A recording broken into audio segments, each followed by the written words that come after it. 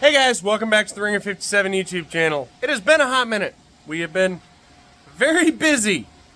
So, let's swing around here. I got some things I can show you now. So, we got a second gear and a motor rebuild. This was seized up when it arrived. We've got Mr. Ray.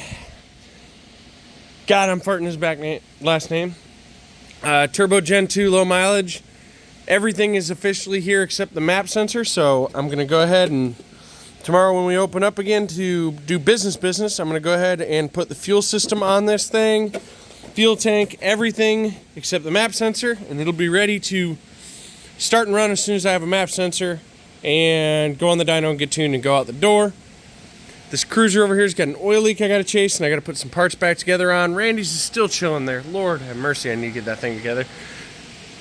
Goober, Achilles' bike. This is selfish. We just got to put an arm on it. He's tired of the blocks. We're not going any longer, just an arm. You may recognize the box hayabusa. That needs a fuel pressure regulator housing. It's already been replaced. Same with that one. That 750 needs a fuel pump housing. It has been purchased. It's right there. It needs to go in it. And he's got some fairings.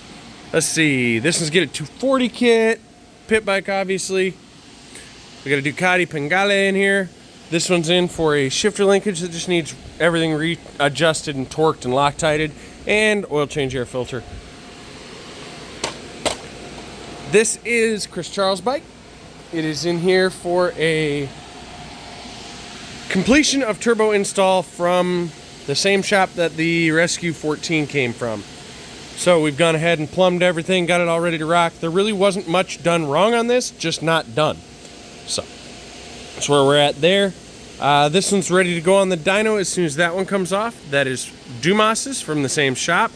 Pretty much the same setups. That one just farted out 500 horsepower real quick. So we got a little bit more. We got to set the high boost, which we're going to see what it makes. Don't know what it's going to make. That wasn't even high boost. Then we got to switch to pump gas, iron out the pump gas map, and that one is ready to go home this week. But the point of this video, now that you've had our update, Dragonfly. It's spaghetti. So this bike has been together for a couple of years now. It has been run very hard. It's been very fast, but as you can tell, it's also been repaired along the way, patched together, wired up. It's got box after box. Okay, so we got 24 volt start, we got a Wago, we got an RSR for shifting, we got multiple relays. This one's the purge, that one's the map switch. We got a Launchmaster 2-step, stock ECU, factory battery. This is where the spaghetti gets really bad. Fuel pump mod, some cheap rubber hoses that are getting real crunchy from the E85. It has a single stage nitrous kit, 100 shot. Well, it's 110 by jetting. It's got D-Torx 440 injectors, and I melted a cylinder, and I'm blaming, more than likely, this freaking harness for why that melted. I'm not sure yet, but we'll know here soon enough what actually melted it. All the spaghetti's going away. We got a NOS Mini. Of course, it's got the Gen 2 slider in it, box pipe. All this, it's gone. So, I went ahead and we are going turbo, ladies and gentlemen. We are going turbo. I have the turbo on the way, the header on the way, dump pipes on the way. I got a wastegate that I'm working on purchasing, working on getting a plenum. Got to get injectors, fuel systems on the way. May have a head found, have a block and pistons, have rods found so I can rebuild the motor. I'm going to need a chain again because I just stole mine for Achilles' over there. But yeah, she's pretty well ready to rock. Shock needs to go off to Penske and get rebuilt. It's about dang time. But she's dirty, she's tired, and she needs some help. The biggest part of this is what is going up here. Why am I referencing all these shitty boxes? All these shitty boxes are sold. This is sold. This is sold. This is Chad's now.